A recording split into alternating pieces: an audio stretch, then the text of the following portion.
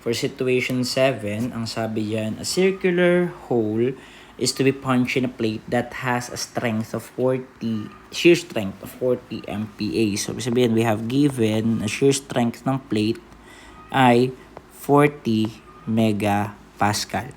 The working compressive for a punch is 50 MPa, meaning ang compressive strength ng punch ay is equal to 50 MPa. Now, if the diameter of hole is 25 mm, determine the maximum thickness of the plate. Ngayon, ano ba yung formula natin for number 22? Ano ba yung formula natin for ang tawag dito? For the punch and shear. Eh di ba guys, if ito yung plate natin, di ba if ito yung plate natin,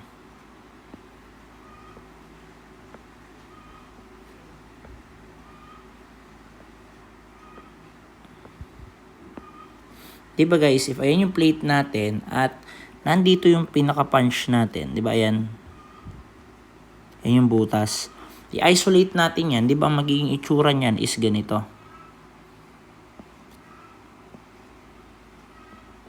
Okay? And again guys, if this is your force P, diba ito yung force P ng punch natin na yan, diba ang i-slide niya na area is etong portion na to. Tama, ayan yung area na yan. In this case, guys, paano yan? This is, diba ang total, diba ang area ng, ano na yan, ng punch, okay, ang area ng punch na yan is simply equal to 2 pi r. 2 pi r, or the circumference ng buo na to, times yung thickness na to. Times thickness niyan. So, this is times thickness. Okay? Yun guys, yung area na kailangan natin for shearing.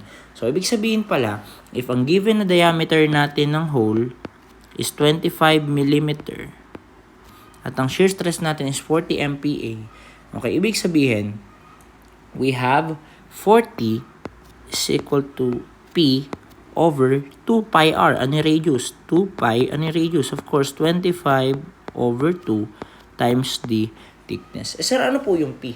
Mahahanap naman natin si P, guys. Depends on the stress na ini-induce nung punch papunta doon sa may plate. So, in this case, ang normal stress or working compressive stress daw ng punch natin is equal to 50 MPa. Okay, ulit na nilagay. 50 MPa. Okay? Ibig sabihin, makukuha natin yung force by, if this is your punch, ano ngayon to? Ito namang area na to, i-consider natin. Yung area na yan. Para makuha natin si force P. Kasi dyan nag-i-induce yung P natin ng compressive stress na 15 megapascal. So, if that's the case, ano area niyan? So, this is pi 25 square over 4. So, ang P natin dito is equal to pi 25 square over 4. So, this is equal to 2454 43.69 Newton ba to? 69, yes, Newton. So, meron ka ng ganyan, meron ka ng force P, therefore, makukuha mo yung thickness. 40 is equal to P na 24543.69, and then you have 2 pi 25 over 2 times the thickness. So the thickness, this will be 40 25 by 24 543.69 over 2 pi 25 over 2 times the thickness. Nasa ilalim na naman thickness, isolve natin siguro siya. If the diameter of the hole is 25 mm, siguro i-plug in mo yung 5.0 when solving for x. Makukuha mo dyan guys is 7.81 mm. So ayan, for number 40. Nasagot natin dyan. Now, for number 22. Okay pala, so number 22 pala. For number 23, Ang sabi naman, if the thickness of plate, baligtad naman, 23, is 10 millimeter. Okay, if T is equal to 10 millimeter, determine the smallest hole that can be punched. Ibig sabihin, ano daw yung pinakamaliit naman na hole na pwedeng ibutasin. Now, balikan lang natin. Ilan na nga ulit yung ano natin? We have 40 is equal to force over the area. For the area, di ba, 40 is equal to P. Ano yung area natin? We have 2 pi d over 2, di ba yun yung radius natin, nahanap natin, yung diameter, multiplied by thickness of 10. Sir, ano po yung P? Ipa-plug in ko, sir, yung 24543 kasi yan naman na po yung na-compute ko kanina. Hindi, guys. Kung papansinin nyo, yung 24543.69 na to is nakabase sa 25 mm na diameter. In this case, diameter nga hinahanap natin. Ibig sabihin, hindi tayo fixated dun sa idea na 25 mm diameter in all conditions yung gagamitin kasi nasa another situation na tayo. In this case, babalikan lang natin yun. So, 50 is equal to P, okay, over pi d square over 4. Maliwanag? So, ibig sabihin, papalitawin mo ngayon yung si P dito. In this case, ang P natin is equal to 50 pi d square over 4. So, ayan siguro yung pinaka-simplified form niya. Multiply mo lang both sides, palilitawin lang natin tong P na to. Okay? So, ipa-plug in na natin siya dito. So, we have 40. Okay? Plug in na natin siya dito. This is 50 pi d square over 4. So, sobrang dami niyan. Siguradong mababaliw ulit yung calculus dyan. Ilapit mo na lang ulit. Okay? So, we have 40 quantity 50 pi x square over 4 and then 2 pi x over 2 or d over 2 times 10. Shift solve mo. Ngayon, i-plug in mo ngayon. Siguro, plug in mo yung...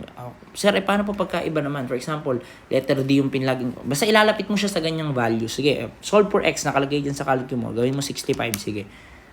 Dilitaw dyan, guys. Ang sagot na 32 nang mabilis. Okay? Pero subukan mo mag-shift solve na hindi mo yung sineset sa ganyan. Technically, matagal yan. So, ayan yung sagot natin for this problem. Okay? So, sabihin, we have 7.81 for 7.81 for number 22 and we have 32 millimeter for number 23.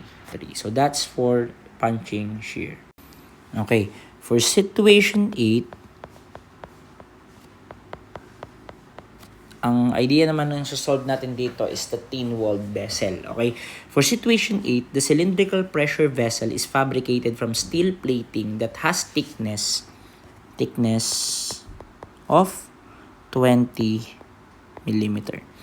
The inner diameter of, sabihin, yan na yung D na i-consider natin, the inner diameter is 450 mm.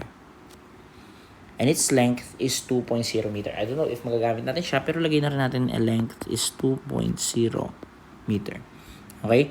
For number 24, sabi diyan, what will be the maximum internal pressure? Ano pala muna ang ano natin, okay? That can be applied if the longitudinal stress is limited to 140 MPa and the circumferential stress is limited to 60 MPa. Ano pala muna yung ating formula for tangential? By the way, tangential or circumferential yan, this is equal to ilan na ngayon? Pag tangential, we have PD over 2T. Pagka naman longitudinal, this is equal to PD over 4T. At ano yung tinatawag din natin bilang maximum? Hindi ba ito? Bakit? Kasi kung papansinin nyo, 2t.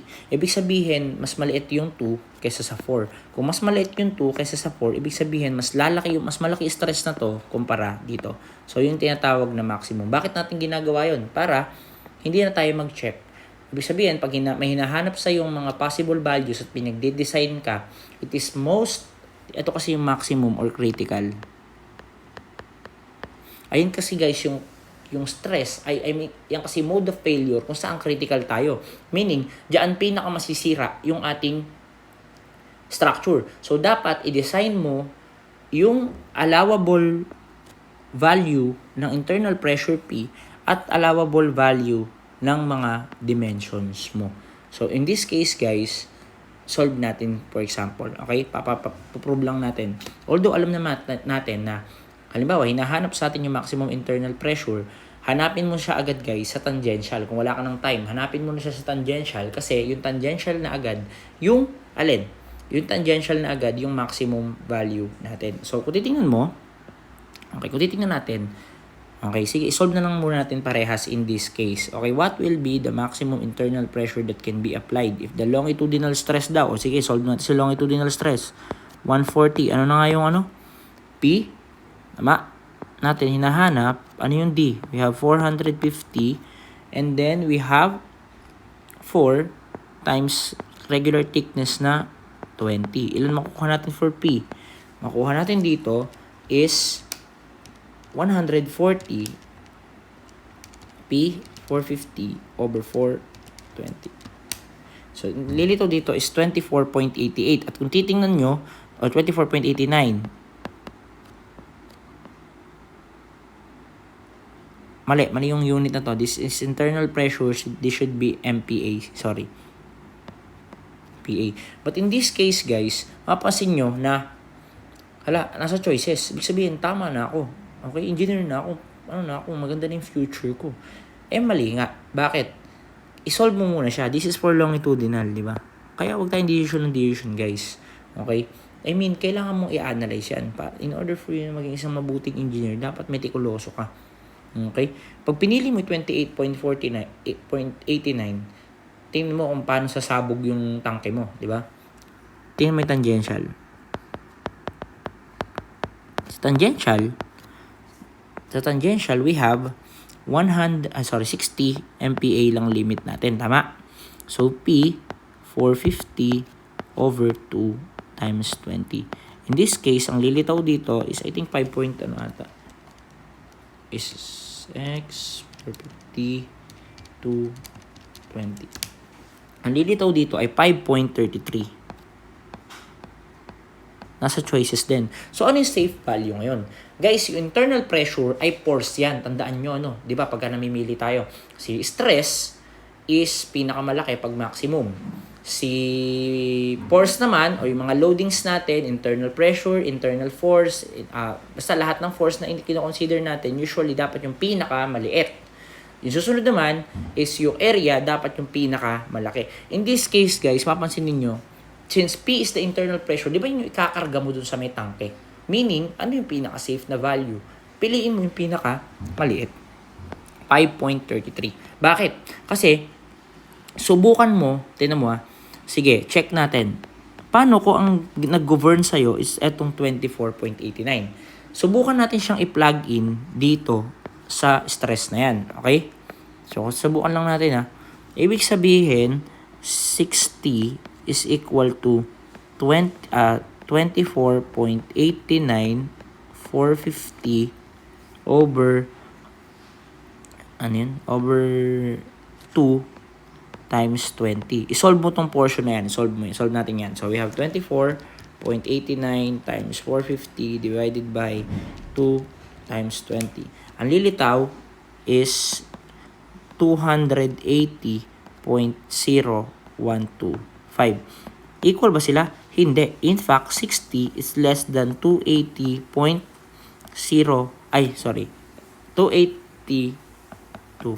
Di ba bawal tayong tumaas sa stress na 60? Kasi pag tumaas ka dyan, yan lang yung allowable stress mo. Pag nag-exceed ka pa dyan, sasabog na yung tangke mo.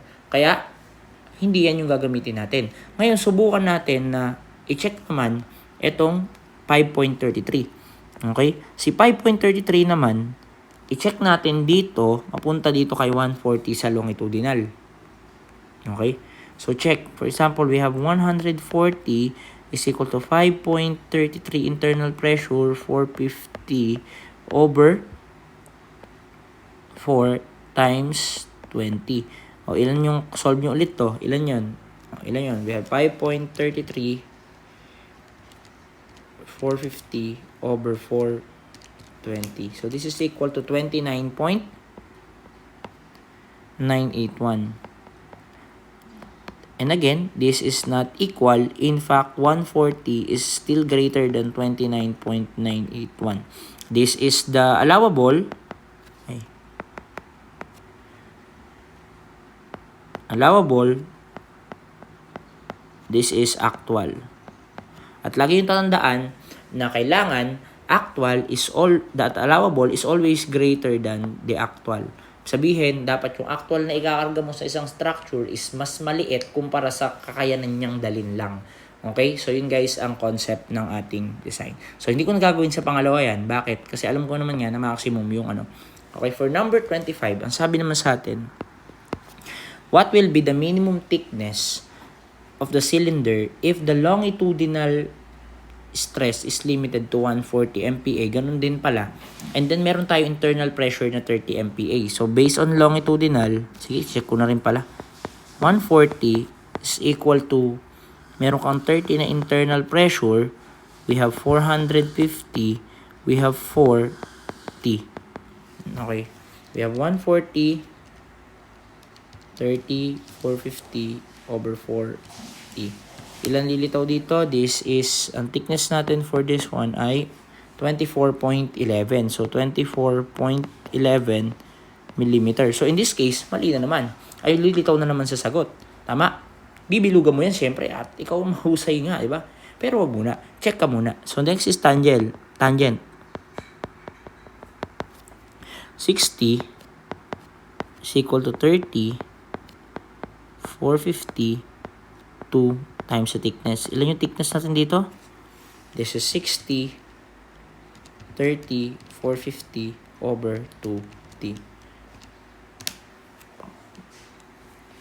Ang lilitaw naman sa atin dito ay, ang lilitaw dito, I believe this is 112.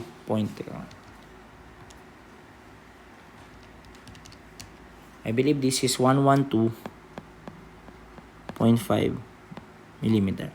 At guys, pagka thickness or dimension yung pinag-uusapan natin, ang lagi nating pipiliin is yung mas malaking cross-section. Bakit? Yung mas makapal. Dahil kung alin yung mas makapal, yun ang mas matibay. Tama?